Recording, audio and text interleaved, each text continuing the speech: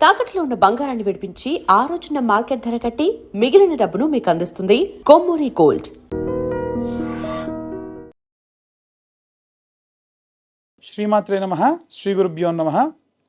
పరాభవనామ సంవత్సరంలో ద్వాదశ రాశుల వారికి కూడా ఎలా ఉండబోతుంది, వారి యొక్క ఆదాయము, వ్యయము, రాజ్యపూజ్యము, అవమానము, వీటి గురించి సంక్షిప్తంగా తెలుసుకునే ప్రయత్నం చేద్దాం. తదుపరి సింహరాశి. సింహరాశి వారికి సంబంధించి ఆదాయం 5, వ్యయం 5, రాజ్యపూజ్యం 7, అవమానం 7. మొత్తం మీద ఈ సంవత్సరం వీరికి ప్రతిష్టాత్మకమైనటువంటి సంవత్సరంగా ఉంటుంది. ఆర్థిక ఫలితాలు పెరుగుతాయి, ఆదాయంలో వృద్ధి పెరుగుతుంది, వ్యాపారంలో లాభాలు పెరుగుతాయి. ఏదైనా సరే వీరికి ప్రత్యామ్నాయ వ్యాపారాలు ఏమైనా ఉంటే, అంటే సైడ్ బిజినెస్ ఏదైనా ఉంటే కూడా అవి కూడా పెరిగే అవకాశం ఉంది. విలాసవంతమైన ఖర్చులు వీరికి అధికమైనటువంటి నష్టం చేకూరుస్తుంది.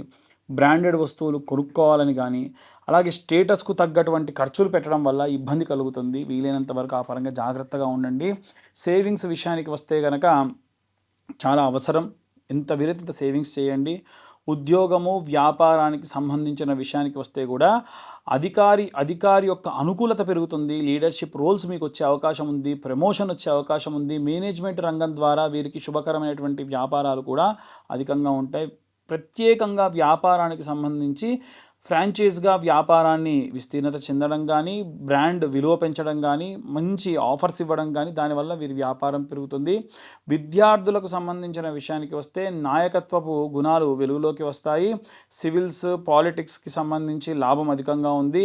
అలాగే డిబేట్స్లో కూడా వీరు విజయం సాధించే అవకాశం కనిపిస్తుంది. గృహిణుల విషయానికి వస్తే కుటుంబంలో గౌరవము, నిర్ణయాల్లో మాట విలువ, సామాజిక గుర్తింపు కూడా వీరికి పొందే అవకాశం ఉంది. చేతి వృత్తులు చేసుకునేటువంటి వారికి సంబంధించి విషయానికి వస్తే కనుక అధికారులతో పరిచయాలు ఏర్పడము, ప్రభుత్వ కాంట్రాక్టులు పెరగడము, నిర్మాణ రంగాలకు సంబంధించి వీరికి చాలా అనుకూలమైనటువంటి కాలంగా గోచరిస్తుంది. రాజకీయ నాయకులకు సంబంధించిన విషయానికి వస్తే ప్రజాదరణ పెరుగుతుంది. అలాగే సభలు, సమావేశాలు, మీడియా కవరేజ్ అన్నీ కూడా వీరికి చాలా యోగ్యంగా ఉంటుంది. విమర్శలు కూడా అలాగే పెరుగుతూ ఉంటాయి. కళారంగానికి సంబంధించిన వారు, ప్రధాన పాత్ర పోషించేటువంటి వాళ్ళు, సినిమా రంగంలో ఉన్న వాళ్ళు, హీరోస్, అలాగే స్టేజ్ ప్రదర్శనలు చేసి సినిమాల్లోకి వెళ్ళిన వాళ్ళు, యాంకరింగ్ చేసేవాళ్ళు, డైరెక్షన్ డిపార్ట్మెంట్లో ఉన్న వాళ్ళందరికీ కూడా యోగ్యమైనటువంటి కాలం. ప్రధాన పాత్రలు వీరికి విశేషంగా యోగ్యంగా ఉంటుంది. వివాహ సంబంధిత విషయాలకు వస్తే కనుక వివాహ యోగ్యం బలంగా ఉంటుంది. ఆలస్యంగా వివాహాలు జరిగే అవకాశం కూడా పెరుగుతుంది. ప్రేమ వివాహం సాధ్యం. అలాగే వివాహితులకైతే కనుక ఈగోలు తగ్గించుకోవడం వల్ల విశేషంగా ముందుకు వెళ్ళే అవకాశం ఉంది. సంతాన సంబంధితమైనటువంటి విషయానికి వస్తే పిల్లలలో నాయకత్వపు లక్షణాలు పెరుగుతాయి. స్పోర్ట్స్, డ్యాన్స్ రాణిస్తారు. పోటీ పరీక్షల్లో విజయం సాధిస్తారు. ఆరోగ్యానికి విషయానికి వస్తే కనుక గుండె సంబంధితమైనటువంటి సమస్యలు కానీ, బీపీ కానీ, అధికమైనటువంటి ఉష్ణం పెంచేటువంటివి కానీ, అలసట పెరగడం కానీ, ఎక్కువగా వేయించిన పదార్థాలు స్వీకరించడం కానీ, ఆయిల్ ఫుడ్స్ తినడం కానీ అంత మంచిది కాదు.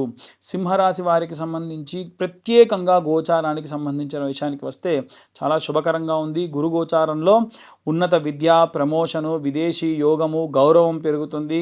గురువు యొక్క ఆశీర్వాదం వలన బలం కూడా పెరుగుతుంది. శని గోచారం ప్రకారంగా కుటుంబ బాధ్యతలు కూడా పెరుగుతాయి.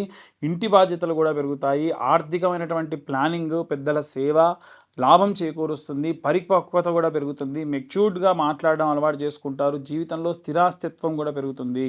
రాహు గోచారం ప్రకారంగా విదేశాలకు వెళ్ళడం కానీ, విదేశాల్లో ప్రయాణాలు కానీ, అక్కడి వాళ్ళతో పరిచయాలు కానీ, అక్కడి వాళ్ళతో బిజినెస్లు చేయడం కానీ, కొత్త అవకాశాలు చేజిక్కించుకోవడం కూడా చేస్తారు.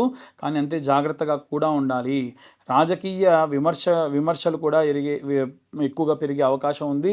సోషల్ మీడియాలో వీరిపై ట్రోల్స్ కూడా ఈ యొక్క గోచారం వల్ల జరిగే అవకాశం ఉంది. కేతు గోచారం ప్రకారంగా ఆధ్యాత్మికమైనటువంటి మలుపు, అంతర్ముఖత, అలాగే పాత స్నేహితులు దూరం అవ్వడము పెరిగే అవకాశం కూడా ఉంది. అలాగే సూర్య ప్రభావం కారణం చేత అత్యంత కీలకమైనటువంటి నిర్ణయాలు తీసుకొని మంచి శుభం సాధిస్తారు. అధికారం పెరుగుతుంది, పేరు పెరుగుతుంది, నాయకత్వ లక్షణాలు పెరుగుతాయి. అహంకారం వల్ల, ఒంటరితనం వల్ల నష్టం కూడా అయ్యే అవకాశం ఉంది. చాలా జాగ్రత్తగా ఉండాలి. మార్చి నుండి జూలై ప్రాంతం వరకు కూడా ప్లానింగ్, కెరీర్ మీద ఫోకస్ వీరికి లాభం చేకూరుస్తుంది. అలాగే సెప్టెంబర్ నుంచి చూసుకుంటే వీరికి వివాహానికి సంబంధించి అంటే ఆగస్టు సెప్టెంబర్ ప్రాంతం నుంచి వైవాహిక జీవితానికి వివాహానికి సంబంధించి యోగ్యంగా ఉంటుంది. అలాగే సంవత్సరం ఆఖరులో అంటే డిసెంబర్ ప్రాంతం వరకు చూసుకుంటే ప్రజాదరణ బాగా పబ్లిక్లో వీరిని గుర్తించడం పెరుగుతూ ఉంటుంది. తర్వాత జనవరి ప్రాంతం నుంచి కాస్త ఆరోగ్యం జాగ్రత్తగా చూసుకోవాలి. కుటుంబ బాధ్యతలు కూడా పెరిగే అవకాశం ఉంది. సింహరాశి వారికి సంబంధించి ఆచరించవలసినటువంటి ఏవైనా శాంతులు, హోమాలు ఏమైనా ఉన్నాయంటే సూర్యనారాయణ స్వామి యొక్క ఆరాధన, ఆదిత్య హృదయము, అలాగే అరుణ పారాయణం చేయించడం మంచిది. శ్రీ రామచంద్రమూర్తి యొక్క దర్శనము ప్రతి వారము చేయడం మంచిది. దత్తాత్రేయ స్వామికి సంబంధించి గానగాపూర్ దర్శనం కూడా మంచిది. ఆదివారం ఆదిత్య హృదయము, సూర్య నమస్కారాలు, నవగ్రహ శాంతి హోమాలు చాలా మంచిది. దానాలు చేయాల్సినటువంటి వాటికి సంబంధించిన విషయానికి వస్తే గోధుమలు కానీ, ఎరుపు రంగు పుష్పములతో కూడి ఏదైనా బెల్లాన్ని కానీ దానం ఇవ్వడము, కాషాయ వస్త్రాలు బ్రాహ్మణులకి దానం ఇవ్వడము, శుభవర్ణాలు విషయానికి వస్తే కనుక వీరికి ఏ రంగు అనుకూలంగా ఉంటుందంటే కాషాయము, నారింజ, గోల్డ్ షేడెడ్ విషయాలు చాలా బాగుంటుంది. రత్నధారణ విషయానికి వస్తే జ్యోతిష్యుల యొక్క సలహా మేరకు సూర్యుడు కనుక మీ జాతకంలో అనుకూలంగా ఉంటే లేదా ఇబ్బందిగా ఏమైనా ఉంటే కూడా రూబీ ధరించడం మంచిది. నివారించాల్సినటువంటివి ఏమిటి అనంటే ఆదివారం నాడు గట్టిగా మాట్లాడడము, ఎవరినన్నా సరే తిట్టడం మంచిది కాదు. పెద్దలని అవమానించడము, వేడి పదార్థాలు అధికంగా స్వీకరించడం మంచిది కాదు. సింహరాశి వారికి సంబంధించి ఈ సంవత్సరంలో పేరు ప్రతిష్టలు పెరగడము, గురు అనుకూలమైనటువంటి బలం పెరగడము, శని వల్ల బాధ్యతలు పెరగడము, కాస్త అహంకారపూరితమైనటువంటి వాటి విషయాల్లో జాగ్రత్త వహిస్తే మహావిజయం సాధించి నాయకత్వంగా ఉండేటువంటి సంవత్సరంగా గోచరిస్తూ ఉంది. ఓవరాల్గా చూసుకుంటే ఈ యొక్క సింహరాశి వారికి సంబంధించి చాలా అద్భుతంగా ఉంది అని చెప్పొచ్చు. ఇక ఇవన్నీ కూడా గోచార రీత్యా చెప్పేటువంటి విషయంలో మాత్రమే. డీటెయిల్డ్గా జాతకం కావాలనుకుంటే మీ పేరు, మీ date of birth, time, place కింద ఉన్న నెంబర్కి వాట్సాప్ చేయండి. డీటెయిల్డ్గా జాతకం 60-70 పేజీల్లో మీకు అందించడం జరుగుతుంది.